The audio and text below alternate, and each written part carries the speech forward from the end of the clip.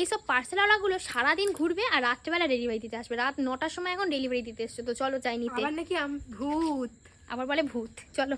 তোমরা আমাকে অনেকে বলছো যে কারোর পারমিশন না নিয়ে ভিডিও করা উচিত না। হ্যাঁ, সেটা আমি ভালো করেই জানি, কিন্তু যদিও কারোর পারমিশন না নিয়ে ভিডিও করি, সেখানে যদি তার মুখ না দেখাই তাহলে সেটা আমার সাথে এতটা রুডলি ব্যবহার করে। ওখানে আমার বৌদিরা দাঁড়িয়ে ছিল, তো ওরাও যা তা বলে, তো ওদের সাথেও প্রচণ্ড ঝগড়া হয়। যখন আমার দাদারা এসে বলে যে তুই এখানে দাঁড়িয়ে কথা বল, আর কি বলো তো, আমরা ভিডিও করি বলে এই না যে আমরা ওর মুখটা নিয়েই দেখাবো। আমাকে ভালোভাবেই বলতে পারতো যে আমি এরকম দেখাবো না, কিন্তু ও আমাকে কি বলে জানো, ও আমাকে বলে যে তুমি ভিডিও করছো, জানলে তোমার পার্সেল জানলে এটা আমি দিতে আসতাম না, কেন ওর বাবার টাকায় কি পার্সেলটা আমি নিচ্ছি, এটা আমার টাকায় আমি পার্সেল দিচ্ছি। তাছাড়া তোর যদি ডেলিভারি দেওয়াটা কাজ হয় তাহলে আমার ভিডিও করাটাও কাজ।